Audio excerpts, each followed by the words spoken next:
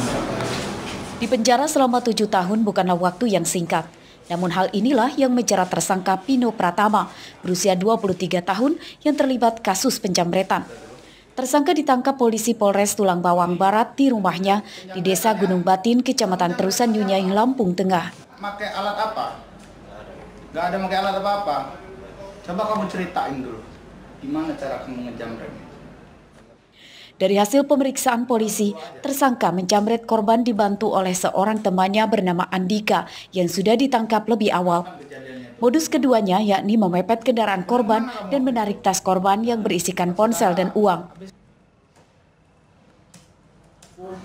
Korban ini sedang berjalan menuju Mole Asri. Tiba-tiba korban dipepet oleh motor Beat dengan 2 orang tidak dikenal dan langsung menarik tas korban yang berisi HP dan dompet. Ditangkap kenapa, Mas? Mencuri. Mencuri apa? Mencuri handphone. Caranya kayak mana? Itu jambret tas. Jambret ya. Tasnya itu berisi apa aja? Handphone sama duit 100. Terus handphonenya dikemanain? Tukar tambah. Tuker tambah terus? Itu handphonenya saya jual lagi yang tukar tambah itu. Menurut polisi, tersangka sudah terlibat kasus penjamretan di 2 TKP di wilayah Tulang Bawang Barat. Salah satu TKP-nya di Jalan Sumatera, Lintas Timur, Desa Astra Kesra. Tersangka menyasar pengemudi wanita yang membawa tas. Mustaqim melaporkan dari Tulang Bawang Barat.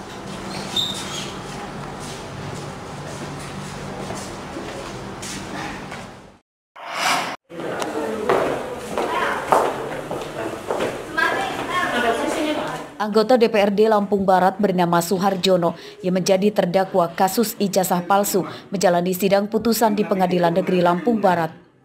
Pada sidang ini, politisi dari Partai Persatuan Pembangunan atau P3 divonis hakim 8 bulan penjara dan denda 10 juta rupiah, subsidiar atau pengganti 1 bulan penjara. Ini sebagai putusan mudah-mudahan ini terbaik ya. Sidang dilaksanakan secara daring. Pada sidang ini, terdakwa Suharjono terbukti menggunakan ijazah SMA palsu sebagai syarat pencalonannya di pemilihan legislatif pada April 2019 lalu. Vonis terhadap terdakwa ini sama dengan tuntutan jaksa. Tindak pidana sebagaimana didakwakan oleh penuntut umum. Dengan agenda putusan bahwa intinya untuk putusan pidananya 8 bulan sama dengan tuntutan jaksa penuntut umum. Denda 10 juta, cuman subsidiarnya berbeda. Subsidiarnya dari tuntutan jaksa 3 bulan, putusan hakim 1 bulan. Pada sidang putusan ini terdakwa tidak memberikan bantahan. Namun pada sidang sebelumnya, terdakwa mengaku sudah mengikuti ujian nasional saat terdakwa masih duduk di kelas 2 SMA. Permintaan terdakwa untuk ikut ujian dipenuhi oknum kepala sekolah dengan catatan membayar SPP sebesar 2,5 juta rupiah. Benar. Nggak mungkin saya nyalon. Dan verifikasi data itu sudah. Iya. Jadi kita membantah ya Pak tuduhan ijazah yang dipalsukan itu. Ya memang kenyataan ijazahnya asli, silakan dicek di laboratorium. Ijazahnya asli. Usai sidang, terdakwa maupun kuasa hukumnya belum mengajukan akan banding atas putusan hakim. Rosandi melaporkan dari Lampung Barat.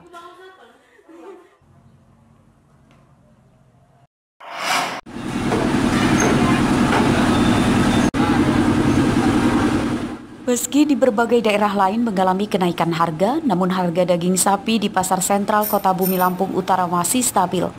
Harga daging sapi di pasar ini masih di kisaran Rp120.000 per kilogram. Menurut para pedagang, pada Minggu pagi mereka tidak menaikkan harga daging sapi kepada para pembeli karena akan mempengaruhi omset penjualan, seperti yang terjadi di daerah lain. Padahal saat ini harga sapi sudah naik signifikan. Para pedagang daging mengaku terpaksa mengambil keuntungan sedikit demi menjaga kestabilan penjualan. Lihat sapinya yang tinggi. Sudah naik apa ya harga? Tadinya timbangan hidup itu 40, sekarang udah 43. Ini kita menjual daging sapi ini bagaimana, Bang? Ya, gimana ya? Tetap normal ya? Hah? Tetap normal? Normal. Di angka berapa itu, Bang? Di angka harga 120. Oh, gede besar ya. Berapa persen? Turunnya ya bisa 20% lagi ini. Istilahnya apa ya? Lebih parah lagi lah kita untuk mendapatkan pendapatannya itu. Dikarenakan apa, Bu? Hah? Dikarenakan apa, Bu? Menurutnya? Sapinya? Menurutnya pendapatan kita ini? Ya harga sapinya mahal. Pembelinya juga peminatnya kurang. Suaranya.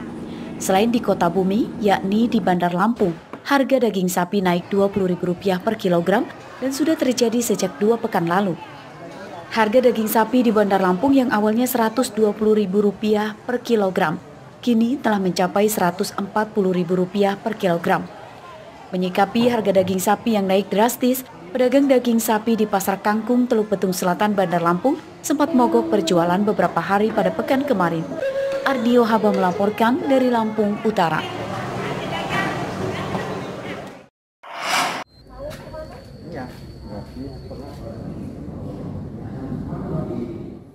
Sejumlah warga desa Kampung Baru, Kecamatan Kota Agung Timur, Tanggamus mengikuti vaksinasi gratis di Mapolres setempat.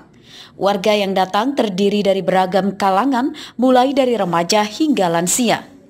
Kegiatan dilakukan di klinik Mapolres setempat hingga beberapa hari.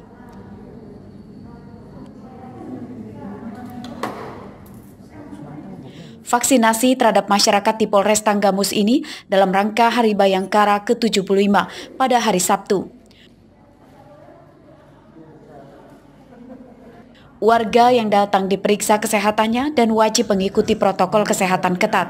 Usai vaksinasi juga mereka tidak merasakan gejala apapun. Harapannya ya supaya penyakit COVID ini jauh dari badan kita gitu.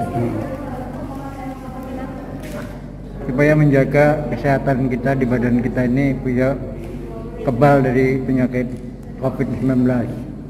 Nah ini kan vaksinnya gratis untuk masyarakat. Gimana tanggapan Bapak?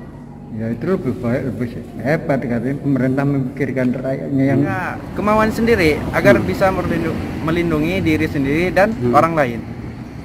Nah tadi divaksin tadi gimana rasanya? Biasa saja, tidak ada efek. Alhamdulillah. Nah mungkin ada ajakan untuk teman-temannya atau masyarakat Kampung Baru? Ya untuk masyarakat terutama untuk Kampung Baru ya ayolah kita sukseskan vaksinasi massal sesuai dari arahan pemerintah pusat. Pihak Polres Tanggamus menyiapkan 100 vaksin COVID-19. 50 vaksin dialokasikan untuk warga sekitar Mapolres dan 50 vaksin lagi dialokasikan untuk polisi yang belum ikut vaksinasi sebelumnya.